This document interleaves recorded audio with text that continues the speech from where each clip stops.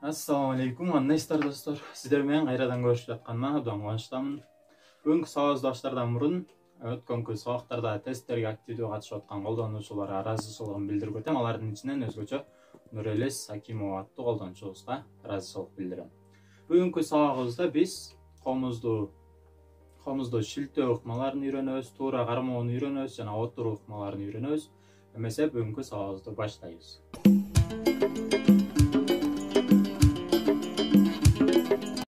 Өткөн сабактарда биз бүтүн нота, жарым нота, чейректик нота, сегиздик ноталар боюнча да маалымат алганбыз. Алардын созулушу боюнча мисалы бүтүн нота 4 иге созулат дегенсе, биз чертип атканда мисалы мындай черткенде санайбыз. Мисалы 1 и, 2 и, 3 и, 4 и. Бул бүтүн нота. Ал эми жарым нота 1 и, 2 и, 3 и, 4 и. Ал эми чейректик нотаны 1 иге санайбыз дегенбиз. Аны болсо 1 и, 2 и, 3 и, 4 и. Ал эми сегиздик нотаны болсо 1ге же болбосо иге санайбыз дегенбиз. Аны 1 и, 2 и, 3 и, 4 и.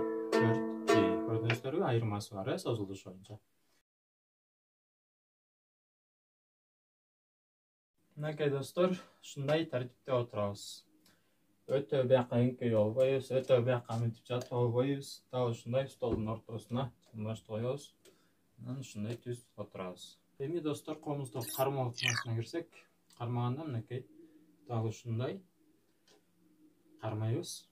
Мындай өтө өйдө кармап албайбыз, өтө ылдый кармап албайбыз. Ушундай чыканабыз, ушундай кармаганда ушундай кармашыбыз керек. Эгерде достор туруп черте турган болсок, биз кыргызда мынтык кармайт, мергенчилер ошол мынтык кармаганда мынакей комузду мындай кылабыз да, чыканак менен кысабыз.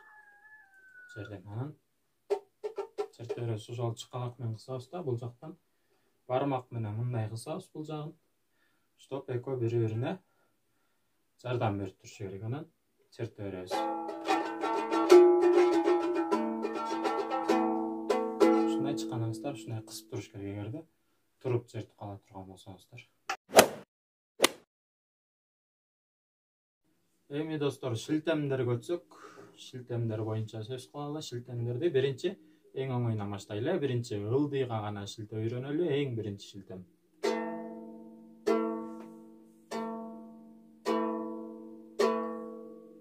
Сөмөйдүн учу менен, Андан кийинки экинчи шилтемге өтөбүз. Анда биз дагы бир шилтем кошобуз. Сөмөй менен ылдый, кайра бармак менен өйдө. Сөмөйдүн учу менен ылдый, бармак менен өйдө.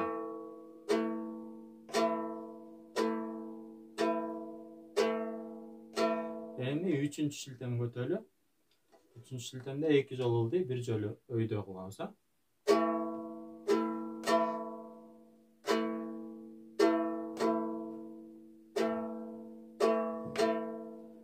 Андан кийин 4-үнчү шилтемге өтөлү. 4-үнчү шилтемге ушулга эле дагы бир шилтем кошобуз.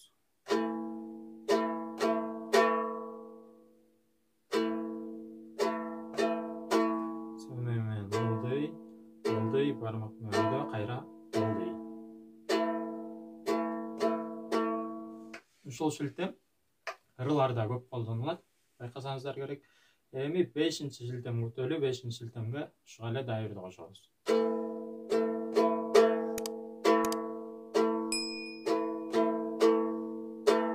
Акыркысын биз экөөнү ылдый иштеп атпайбыз, ошону өйдө дагы койсоңуздар болот. Мисалы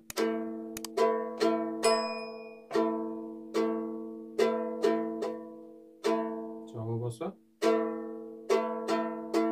Ставьте лайки и не забывайте мыть руки. Азырынча ушул 5 шилтемди үйрөнүп турабыз. Ушуну менен достор, бүгүнкү сабагыбызды жыйынтыгына чыгарабыз. Бүгүнкү сабакта алган билимиңиздерди үйдөн кайталап, шилтеништерди үйрөнүп туруңуздар. Буюрса эмки сабактан баштап күйлөрдү үйрөнүп баштайбыз. Эмки жолукканга чейин сак саламатта туруңуздар, аман болуңуздар.